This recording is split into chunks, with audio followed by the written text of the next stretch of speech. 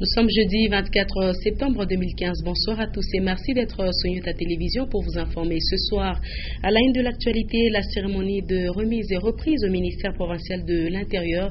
Juvenal Kitungwa, qui a démissionné, cède sa place à son ancien collègue Odax Sompoué, à suivre dans ce journal. Il y sera aussi question de la fête du mouton célébrée ce 24 septembre par les musulmans à travers le monde. À Lubumbashi, le lieu habituel du rendez-vous religieux, le bâtiment du 30 juin a été inondé de nombreux adeptes de Mahomet. Encore une fois, bonsoir. Le gouverneur de province, Moïse Katumbi Tchapoué, a effectué une visite d'inspection sur le chantier où est érigée une digue et un pont reliant la commune Katouba 3, la commune annexe.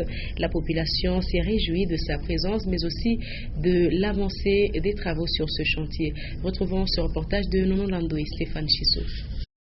Le cauchemar quotidien des populations riveraines de la Katouba et du quartier Kasungami consistait à traverser les pieds trempés la rivière Kafoubou, qui avait vu la digue construite dans le temps se détériorer à un tel point qu'il n'en existait plus rien. Les lamentations de la population sont finalement parvenues jusqu'aux oreilles de l'honorable Moïse Katumbi Tchapoué, qui a engagé le gouvernement provincial du Katanga à y aménager une nouvelle digue et à y jeter un nouveau pont. À ce jour, la promesse du premier gouverneur élu du Grand Katanga prend progressivement corps. L'Office de voiries et drainage y aménage une digue de 215 mètres de long, devant rejoindre un pont de 15 mètres de portée dont l'Office des routes a la charge. L'honorable Moïse Katumbi Tchapoué en a visité les travaux ce jeudi 24 septembre 2015, occasionnant plusieurs expressions de reconnaissance de la part de la population trouvée sur le lieu. Après avoir studieusement fait le point de la situation, il repartira du grand chantier avec le soulagement de voir les travaux avancer normalement. Tulipita mwabarkes kwa kututambusha bilikuwa difficulty ilianza kufungana mshirani motori na motori ilikutanaka. Sasa hapa jo tunaona mbele makazi, tunasema merci munene sana. Kufua paka mamambo ya bien na shi tunapenda hivi anaanza kutengenezea kutoanza kuteswa. Kamema hapa tunashikia furaha, batengeneze bien kitu kikwe cha kukawa, ndio tutamremercier tena kupita na hapa. Na tunapenda a continue. Na magumu ilikuwa tu ni manke ya hiki lalo, hivi tunaona deja matravaux kifika kumwisho, kutakuwa shida tena. Kilalo kitasaidia sana na mimi nashukuru sana, Mungu ambariki tena sana. Kwa sababu bantu tunapotea wandugu wetu wengi sana. Na wale wandugu wanapotea, na j'espère que Njoo yeye atusaidia na Mungu amsaidie Papa Moise endelee kumbele na tutamvote tena, na kama anakatara sema kiasi tawa gouverneur na tutamvote tena. Kinatusaidia sana, tunamshukuru mzee, tunamshukuru kabisa, akili iko nayo, Mungu ambariki na Aisha ambariki. Tunamsaidia sana, tunamwombea kila siku. Tunapenda kilalo kisifike, mvula ianze akiamalizika. Tunapenda Mungu amsaidie amalize programu yake, mvula ianze, si tuko naye. Tuko mkongo yake. Mungu amsaidie na ambariki. Hakuna mambo hata hivi na hivi nini na nini, haina commentaire nini na nini, ni kazi. Eko nafanya kazi, mwachi mtu kazi afanye. Le gouvernement provincial s'est ressaisi vu les difficultés qu'éprouvaient les populations riveraines pour la traversée de cette rivière. Le gouvernement provincial a résolu le problème en confiant les travaux de la confection de la digue à l'Office de voirie et drainage, et qui va rejoindre les petits ponts qui se trouvent juste sur la rivière Kafou. Le pont a une portée de 15 mètres, mais ce pont sera conçu par l'Office de route. Des représentants de l'Église du Christ au Congo ont rencontré ce jeudi le gouverneur de province Moïse Katumbi. C'était au sujet de la célébration prochaine de leur centenaire. Encore une fois, Stéphane Chissot et Nono Lando. En fait, nous sommes d'abord passés pour présenter nos civilités au gouverneur. Ça fait des années qu'on ne l'a pas vu. Et ensuite, nous avons saisi cette opportunité, n'est-ce pas, pour vous présenter officiellement et en main propre notre invitation célébration, n'est-ce pas, du centenaire que nous allons commémorer ce vendredi. La réaction de son Excellence était positive nous espérons qu'il sera là vendredi, n'est-ce pas, pour rehausser sa présence, cette grande manifestation, n'est-ce pas, qui marque les 100 ans d'existence de notre communauté dans ce pays et en Afrique. Qu'est-ce qu'on peut retenir du positif de 100 ans d'existence de votre communauté? En fait, ce n'est pas le moment ici de tout dire parce qu'on n'a pas assez de temps. L'essentiel, c'est que le bilan de notre communauté est à 70% positif et 80% positif sur le plan, n'est-ce pas, tout à fait évangélique, parce que nous avons emprunté tous ces pays avec nos églises et la 30e compte à ce jour plus de 8000 églises dans ce pays. Autre chose, désormais, c'est le ministre Odaxon Pouekaounda qui va assurer l'intérim au ministère de l'Intérieur, Sécurité et Affaires coutumières après la démission de Juvenal Kitungwa. La cérémonie de remise et reprise a eu lieu ce jeudi 24 septembre en présence du conseiller juridique du gouverneur de province. Diane Kassongo, Richard Chima nous en parle. Juvenal Kitungwa Lugoma ne fait plus partie du gouvernement provincial du Katanga. La démission a été acceptée par le chef de l'exécutif. Ce jeudi 24 septembre, la cérémonie des remises et reprises a eu lieu et c'est désormais son ancien collègue, le docteur Odaxon Poué, qui assurera l'intérim au ministère de l'Intérieur, Sécurité et Affaires coutumières. Après la lecture du procès verbal, les deux ministres ont échangé les dossiers. Odaxon Poué, ministre entrant, compte pérenniser l'œuvre du ministre sortant, celle de sécuriser la population et ses biens. Il compte sur le concours de tous. Je crois que nous continuons de travailler pour servir le pays, pour servir la province et pour la sécurité de biens et de personnes. Juvenal Kitungwa, lui, parle de sa joie et même sa tristesse de quitter le gouvernement provincial, surtout en ce moment où le Katanga et la République démocratique du Congo prennent un tournant décisif de leur histoire. Donc, c'est-à-dire je suis quand même content du travail que nous avons pu abattre au milieu des intérêts de la population katangaise. Et laisser le ministère à ce moment précis où la province du Katanga est en train de négocier un tournant décisif, c'est toujours difficile, très difficile. Cette cérémonie s'est déroulée en présence du conseiller juridique du gouverneur, quelques membres du cabinet et des collaborateurs du ministère de l'Intérieur. La Commission électorale nationale indépendante CENI a, dans un communiqué officiel, signifié qu'elle procédera à la publication du calendrier global réaménagé. Certaines contraintes auraient amené la CENI à cette décision. C'est par exemple le retard dans l'adoption du projet de loi portant répartition des sièges dans les circonscriptions électorales et l'injonction de la Cour constitutionnelle selon laquelle la CENI doit organiser les élections des gouverneurs et vice-gouverneurs avant celles des députés provinciaux.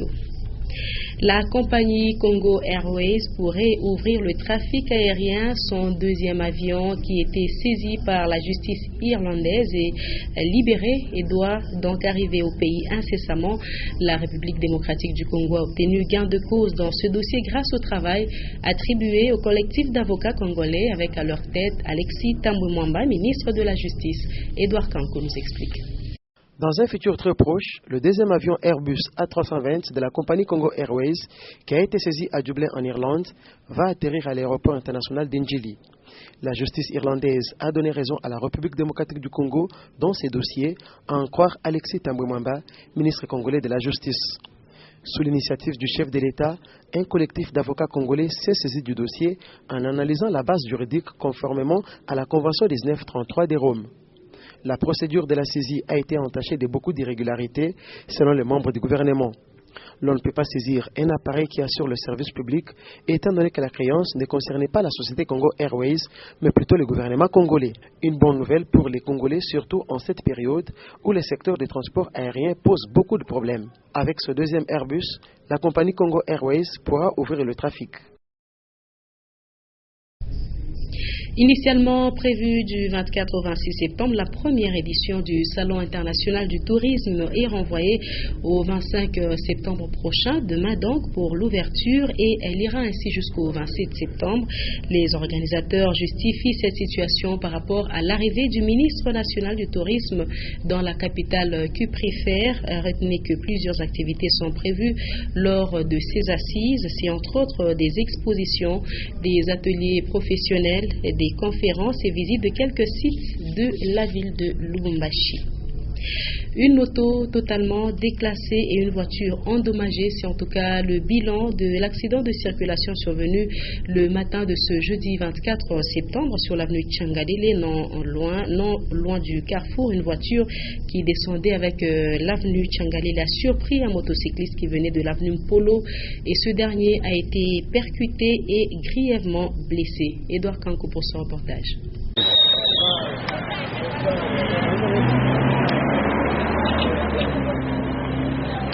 L'excès de vitesse de part et d'autre serait l'unique cause de cet accident de circulation intervenu le matin de ce jeudi 24 septembre sur l'avenue Tchangalele. Un motocycliste qui venait de l'avenue Polo a été percuté par une voiture qui descendait avec l'avenue Tchangalele et dont le conducteur roulait à vive allure selon les témoins.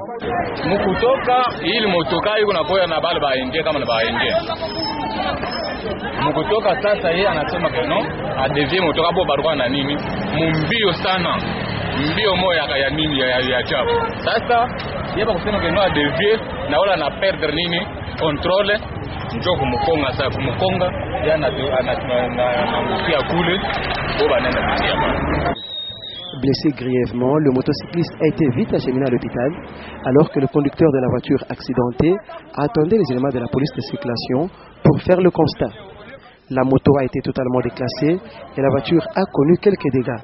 Les deux ont été conduites en fourrière, accompagnés des éléments de la police de circulation routière. Voilà donc de l'accident à la santé, il n'y a qu'un pas. Le ministère national de la santé publique a déclaré ce mercredi l'épidémie de choléra sur l'ensemble du pays. Le foyer le plus touché, le plus important et même le plus inquiétant, c'est la province du Maniema, province qui vit pour la toute première fois une crise sanitaire aussi inquiétante. Il faut dire que 1078 cas ont été enregistrés avec 52 décès. Un commentaire de Karine Kabongo. Comme en 2011, l'épidémie de choléra est à nouveau déclarée sur l'ensemble de la République démocratique du Congo. Selon la cartographie présentée par le ministère national de la Santé, cette épidémie sévit dans la province du Maniema et ses zones de santé sur les deux rives du fleuve Congo. La province de la Chopo, l'Ituri, la ville de Goma, Uvira et même Chabunda sont aussi affectées. Une politique de riposte est déjà mise en place, a assuré le ministère national de la Santé, qui fait également état de 1078 cas enregistrés depuis le mois de janvier 2015 avec 52 décès. Et les causes de la résurgence de cette épidémie sont les mêmes. L'accès limité à une eau potable et de bonne qualité. Et surtout, un manque d'hygiène personnelle. Le choléra ressurgit et se propage souvent le long du fleuve. Le gouvernement s'inquiète également que dans l'ex-Katanga, essentiellement à Bukama, Malemankulu, Kalemi, le choléra soit devenu permanent. Et toujours dans l'ex-Katanga, l'épidémie de rougeole persiste dans 48 zones de santé. L'ex-Katanga bat le record des décès. La faible couverture vaccinale est une des causes de la résurgence de la rougeole. Néanmoins, il faut plus de financement dans le secteur de la santé pour renforcer la vaccination de routine pour les enfants de 0 à 11 mois. La campagne agricole menée par l'entreprise minière Tenke-Fungurume Mining TFM pour l'année 2015 porte déjà ses fruits. Les récoltes sont en train d'être effectuées dans le cadre de ce programme qui contribue à la lutte contre la faim. Retrouvons ce reportage de Étienne Ilunga et Rufin Kibambe avant justement la page magazine. Dans le but d'améliorer la sécurité alimentaire dans sa concession minière, Tenke-Fungurume Mining a mis sur pied, depuis 2009, un programme de crédit agricole. Des engrais et semences améliorées sont octroyés aux agriculteurs de la concession Tenke-Fungurume Mining, accompagnés d'un suivi technique pour améliorer leur rendement. Dans le remboursement, nous avons comme objectif que les planteurs aient confiance en eux-mêmes. C'est-à-dire, même s'ils ne sont pas avec nous, ils peuvent aller chercher un crédit ailleurs.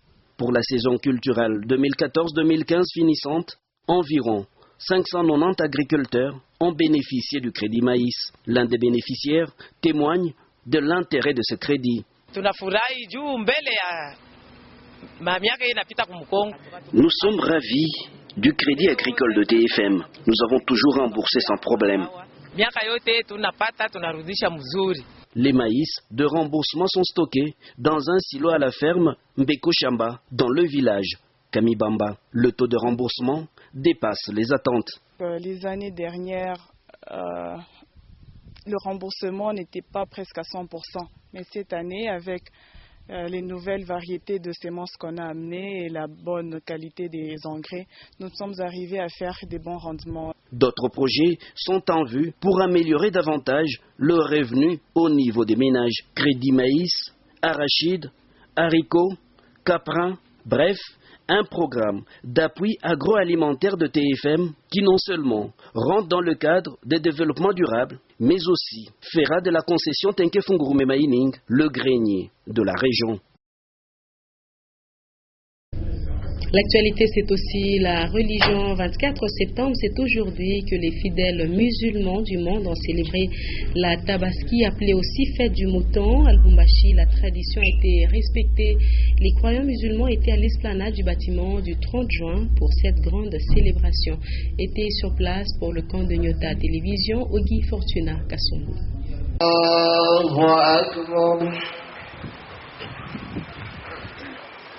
La tradition a été respectée ce jeudi par les fidèles musulmans de la capitale du cuivre. Venus de différentes mosquées de la ville, musulmans congolais et étrangers se sont donné rendez-vous devant les bâtiments du 30 juin pour célébrer la Tabaski, fête du mouton, aussi appelée Aïd el-Kébir, fête du sacrifice. C'est la plus importante de l'islam qui marque la soumission d'Ibrahim à Dieu, symbolisée par l'épisode où il accepte d'égorger sur ordre des dieux son unique fils, Ismaël. L'esprit de la Tabaski devrait prévaloir dans la vie de tout croyant dans son milieu de vie. Symboliquement, quelques têtes de bovins ont été égorgées à l'abattoir public. Tous les fidèles musulmans et les pauvres auront leur part au terme du partage comme recommandé.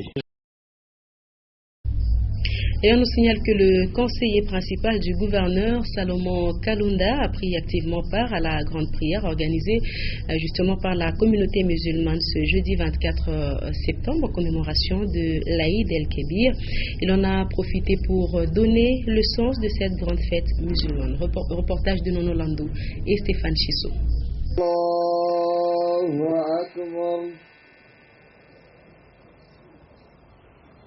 La communauté musulmane célèbre en ce 24 septembre 2015 la fête de l'Aïd qui coïncide avec le dernier mois de leur calendrier en commémoration du sacrifice d'Abraham et coïncidant avec le pèlerinage à la Mecque. En musulman pratiquant, le conseiller principal du gouverneur, Salomon Kalonda Della, a activement pris part à la grande prière organisée sur l'esplanade du bâtiment du 30 juin à cet effet. Une dévotion après laquelle il expliquera le sens de cette grande fête. En tant que croyant d'abord, c'est un devoir pour moi, croyant musulman, de venir honorer, prier ces jours, parce que vous savez, Abraham est reconnu dans toutes les religions. Et ces jours, ça s'explique tout simplement parce que c'est quelqu'un qui croyait en son Dieu et que Dieu lui a demandé de faire un sacrifice. Ce sacrifice, c'est donner son fils. Alors, c'est un message très fort. Il ne faut pas... la plupart des gens remettent cette fête au jour de tuer une vache, un mouton. Non, je crois que ce n'est pas ça. Donc, quand Dieu lui a donné le mouton à la place maintenant de son fils, c'est ces gestes-là qu'aujourd'hui les musulmans le font. Mais plutôt derrière ça, il faut comprendre l'esprit de sacrifice. Quelqu'un qui accepte de sacrifier son fils pour son Dieu. Ça veut dire dans ce qu'il croit. Quant à nous, vous m'avez parlé en tant que conseiller principal, je crois que ça doit interpeller tout Congolais le jour des sacrifices. Qui est prêt à se sacrifier pour les valeurs, pour ce que nous croyons? Abraham croyait en son Dieu, il voulait donner son fils. Nous croyons en quoi? Dans des valeurs. La démocratie, le droit de l'homme, est-ce que les gens sont prêts à se sacrifier pour ces valeurs? Voilà le message que moi je retiens, parce que sinon, au travers de tous les messages, il faut déceler ce qui est important. D'ailleurs, je remercie le prédicateur qui a prié pour notre pays, pour nos dirigeants. Il a dit que nos dirigeants puissent écouter le peuple. Voilà, ça c'est un grand message que moi j'ai retenu. Donc, au-delà du message coranique par rapport à ce jour, c'est un grand message de sacrifice. Donc, nous devons être prêts à se sacrifier pour les valeurs, pour ce que nous croyons, pour la soumission à notre Dieu. Voilà le message que je peux retenir aujourd'hui. On va encore parler des musulmans, mais cette fois-ci en international. Et c'est cette bousculade signalée ce jeudi dans la vallée de Mina, à la Mecque. Le bilan est lourd, plus de 700 morts. Et puis, le pape François a prononcé ce 24 septembre un discours devant le Congrès américain. La page internationale porte la signature de Janine Mbouchou. 700 morts, 850 blessés, c'est le bilan d'un terrible drame survenu à la Mecque ce jeudi lors de la célébration de l'Aïd, la grande fête du sacrifice chez les musulmans. Alors qu'ils étaient en plein rituel, la lapidation des Satans a encore fait de nombreuses victimes. Ces bilans ne cessent de s'alourdir au fur et à mesure que les temps passent. Certains imputent ces terribles drames à des failles de sécurité, mais le pouvoir en place parle de l'indiscipline des pèlerins. Ce genre de drame est courant en Arabie Saoudite. En 2006, 364 personnes avaient péri dans une bousculade dans la vallée des Mina. Au Burkina Faso, l'ex-bras droit de Blaise Compaoré a accepté le retour aux commandes du pouvoir de transition. Dans une cérémonie officielle, l'équipe déposée il y a une semaine avant d'être réinvestie, signe de retour à la normale. Un retour rendu possible grâce notamment à la médiation de la CEDEAO. Les représentants de la société civile, les politiques et les candidats à la prochaine présidentielle qui étaient présents à cette cérémonie de médiation ont tous salué cette avancée. Journée historique aux États-Unis d'Amérique. Pour la première fois, le chef de l'Église catholique s'est exprimé devant le Congrès américain. Le pape François a, dans son adresse aux élus des États-Unis d'Amérique, condamné la violence dans certaines religions et la pédophilie. Le Saint-Père s'est dit content que le pays d'Obama soit un état de rêve pour plusieurs.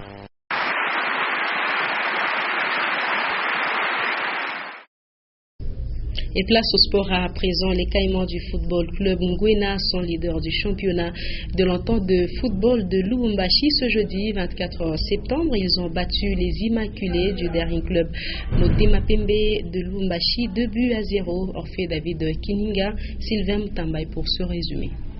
Le football club Nguena prend la tête du classement partiel du championnat de l'entente urbaine de football de Lubumbashi 2014-2015.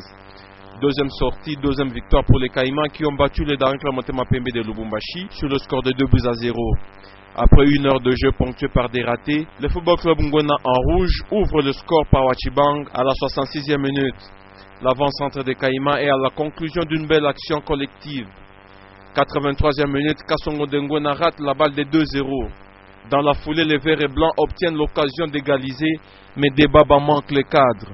Une minute plus tard, les attaquants de DSMP ne profitent pas de la mauvaise relance du gardien KMB de Nguena. À 3 minutes de la fin du match, Kassongo récupère un ballon au milieu du terrain, avance comme dans son jardin, décroche une frappe en dehors de la surface et bat le gardien Kazididi de DSMP. Le score pouvait être plus corsé si l'assistant 1 Patrick Chamala n'avait signalé un hors-jeu imaginaire sur cette frappe lointaine du capitaine des Caïmans, Destin Loembe.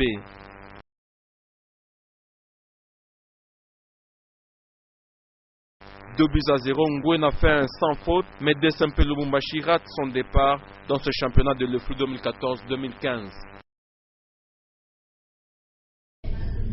Et dans l'autre match, le Racing Club Génération Montante, auteur d'une belle prestation, s'est fait battre sur le score d'un but contre 2 par l'équipe de Saint-Pierre. Wandinga et Safari, joueurs de Saint-Pierre, ont marqué les 2 buts victorieux.